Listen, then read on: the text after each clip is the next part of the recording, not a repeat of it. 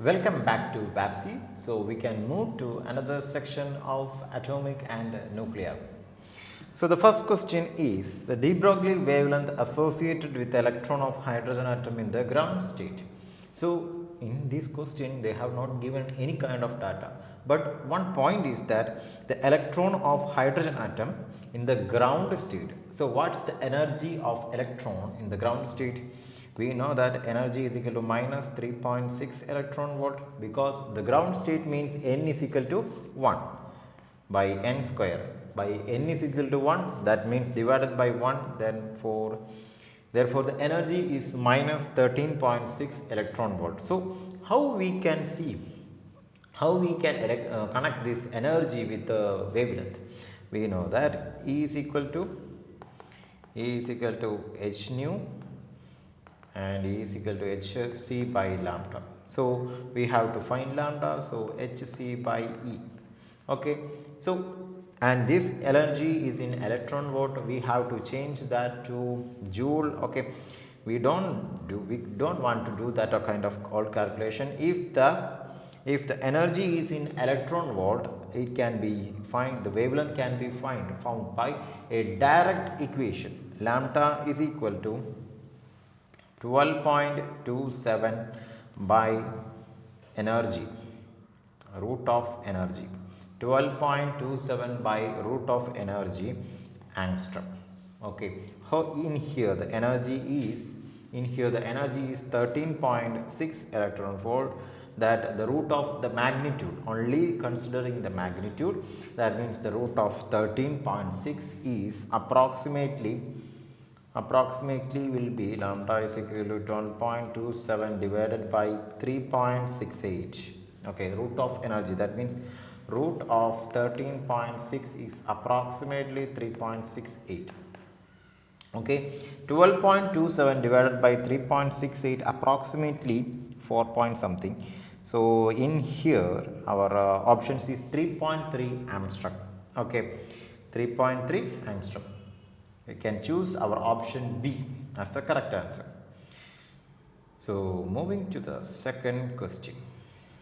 The following graph is related to the output of a photoelectric effect. Okay, so you need to understand or recall the properties which we discussed in the previous class, as about the stopping potential and about the current and about the intensity and about the frequency, which we discussed in the previous class. Okay, so let's go to the question.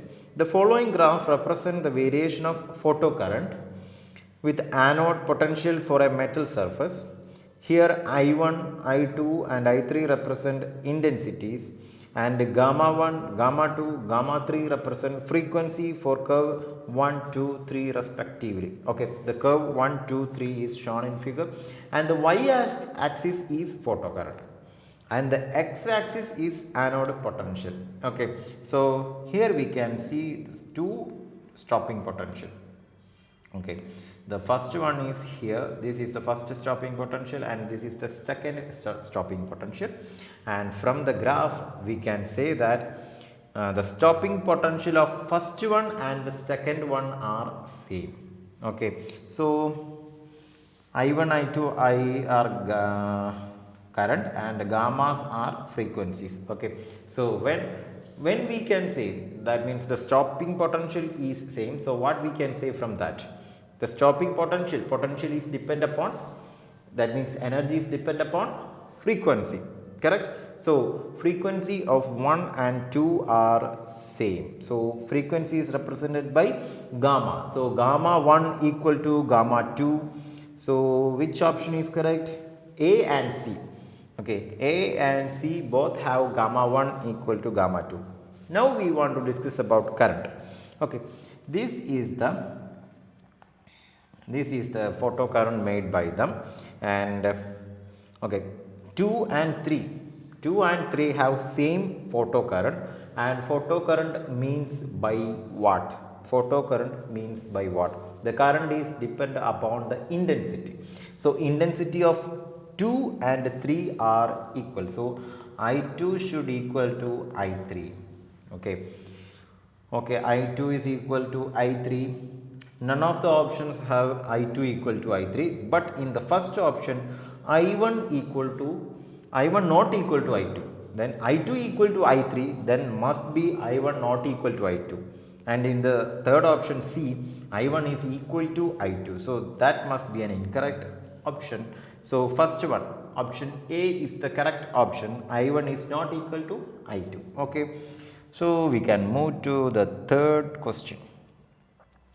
The period of revolution of an electron revolving in the nth orbit of hydrogen atom is proportional to it. So time period, how the time period depend upon the principal quantum number. Time period is directly proportional to n cube. Okay, not this equation down. We can move to the fourth question. The angular momentum of an electron in a hydrogen atom is 3h by 2 pi. Okay, the kinetic energy of the electron volt. So see, angular momentum is 3h by 2 pi. Therefore, mvr equal to 3h by 2 pi, and the standard equation is nh by 2 pi. So what is n? N is equal to 3. The kinetic energy of the electron and angular momentum of an electron in hydrogen atom is given. So n is equal to 3. So we need to find the kinetic energy of the electron in the third shell. So energy is equal to minus 13.6 by n square. N is 3, so minus 13.6 divided by 9, that is approximately 1.5. So option B is the correct answer. So you need to understand, or you need to study that equation. E is equal to minus 13.6 divided by n square is the fundamental equation which connect with the energy of a hydrogen atom. Okay, that energy can be converted into other nucleus also, because energy into z square gives the energy of an atom with the atomic number z. Okay, yes. So we can move to the fifth question. Fifth question is related to an experiment. Okay, a beam of fast moving alpha particle were directed towards a thin film of gold. The parts A, B and C of the transmitted and the reflected beams corresponding to the incident part A, B and C of the beam are shown in adjoint. So this is related to Rutherford scattering experiment. Okay, what are the inference we get from this experiment? The most of the area of an atom is vacant. Okay, and most of the mass is concentrated in the center part called the nucleus. When the alpha particles bounce with the center part, it will bound back. That means the return back. Okay, and most of the area is vacant. That means most of the particle will goes into the particle. So A is the alpha particle which passing through the atom, and B is the particle which bounds with the nucleus of the atom. Okay, and C is the particle with the partially get deflected by the nucleus. Okay, so B dash will be maximum and C dash in C dash maximum. Okay, and in option A both the B dash and C dash are maximum, and in option B A dash will be maximum and C dash will be minimum. Okay, A dash will be maximum because A is the particle which goes through the area. Okay, that means most of the space of an atom is vacant, so the most of the radiation will go through the atom. So A dash is maximum. So we can delete option C. A dash will be minimum. Okay, we can delete it, and B dash will be minimum and C dash will be minimum. Okay, we can and C dash is average and B dash is minimum. Yes, and C dash can be maximum. So option A is wrong, and B dash is maximum. Option D is wrong. B dash never become maximum. So option B is the correct. A dash will be maximum and in C dash is minimum. Okay, so option B is the correct answer. So we can move to the sixth. 2 protons are kept. Okay, I am taking 2 proton. One proton and the second proton are kept at a separation of 10 nanometer. 10 nanometer. Okay, let Fn and Fe, the nuclear force and the electromagnetic force. So what is the range of nuclear force and electromagnetic force? Okay, we studied that the magnitude of nuclear force is very greater than what the force of electromagnetic force, we know that. But in here the range is 10 nanometer. Is this range is good for nuclear force?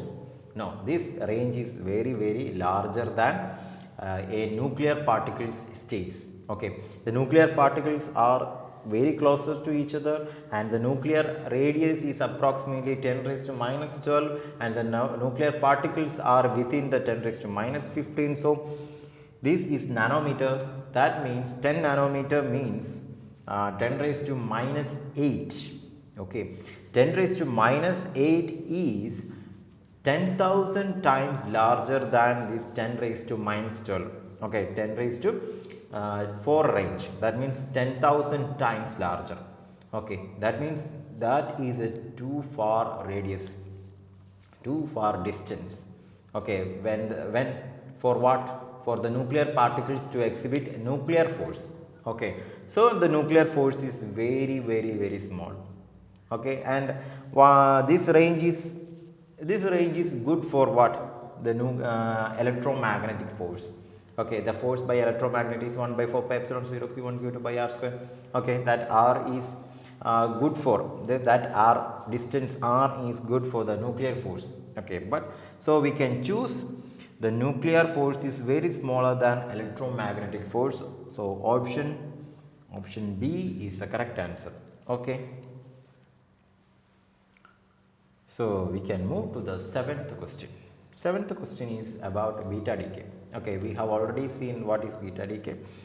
Okay, inside that decay, an atom electron is ejected. Okay, an electron which is already present within the nucleus is ejected within the nucleus. Okay, electrons within the nucleus. Okay, and option C is a neutron in the nucleus decays emitting an electron. Okay, we know that the neutron is transformed to electron and a neutrino. Okay, we already seen that in a bismuth. In the case of bismuth, in the previous section, we already seen the reaction formula of bismuth.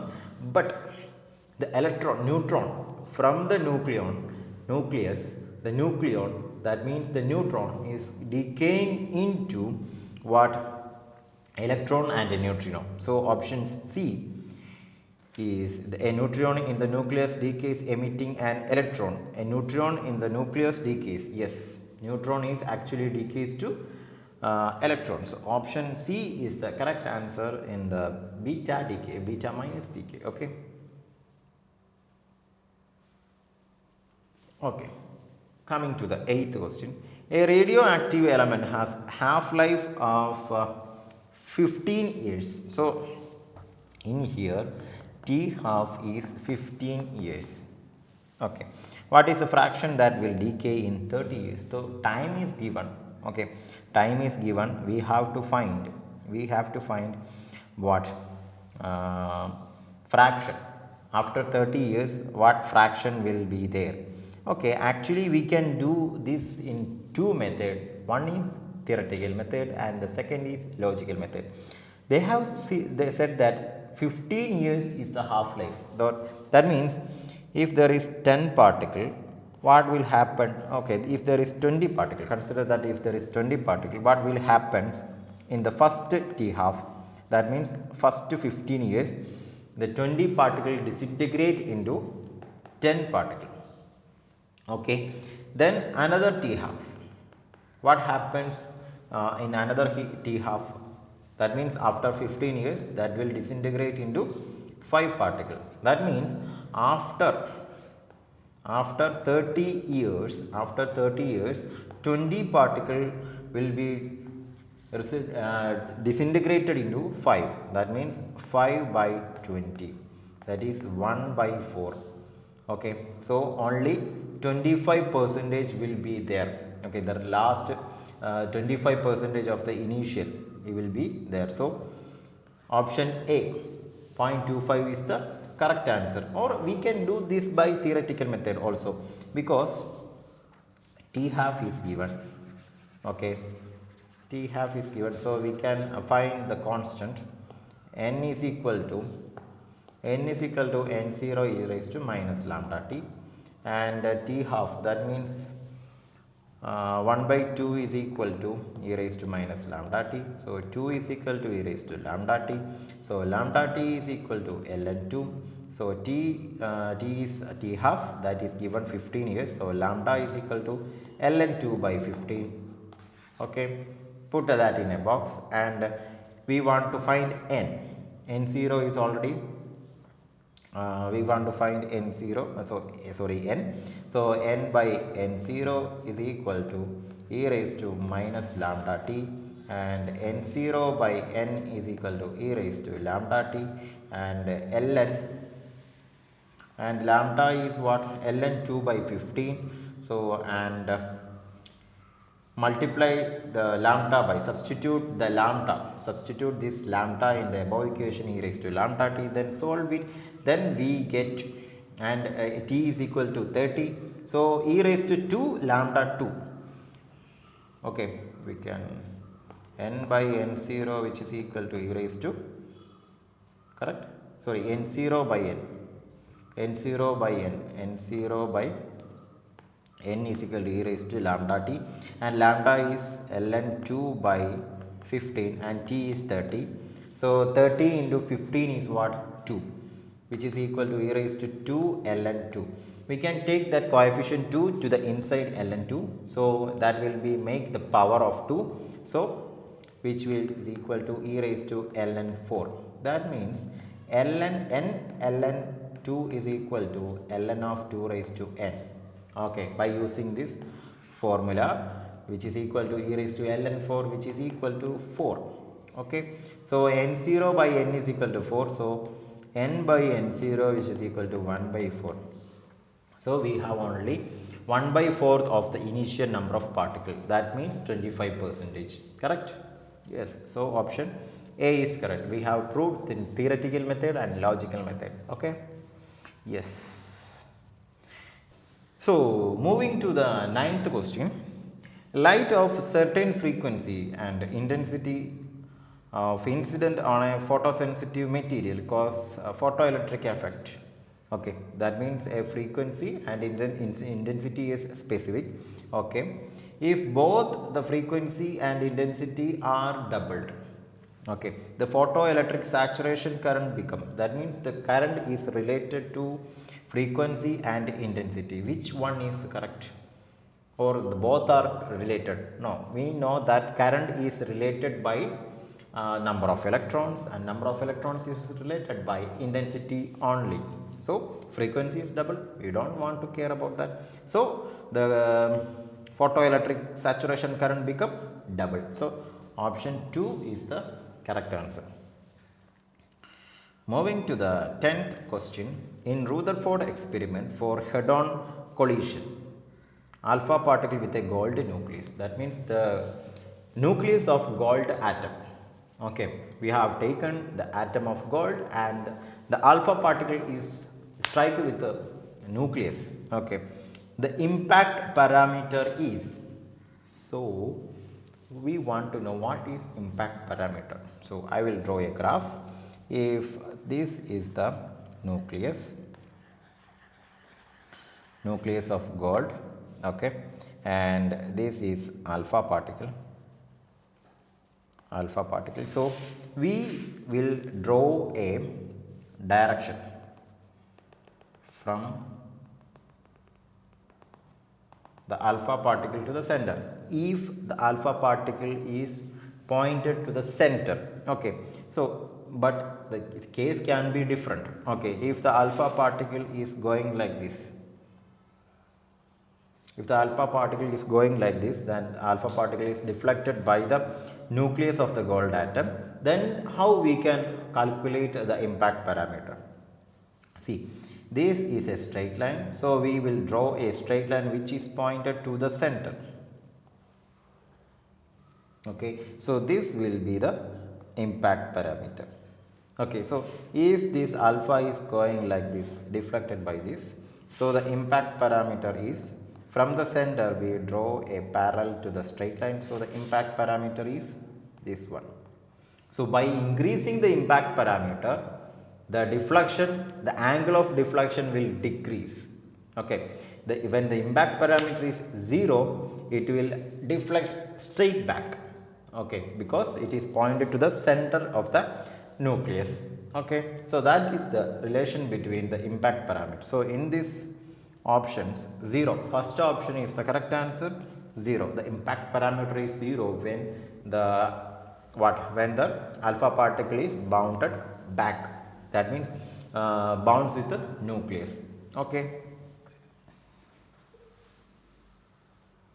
so moving to the last question, 11th question. Frequency of revolution of an electron revolving in nth orbit of hydrogen atom is proportional to, we know that time period is proportional to n cube, so frequency proportional to 1 by n cube.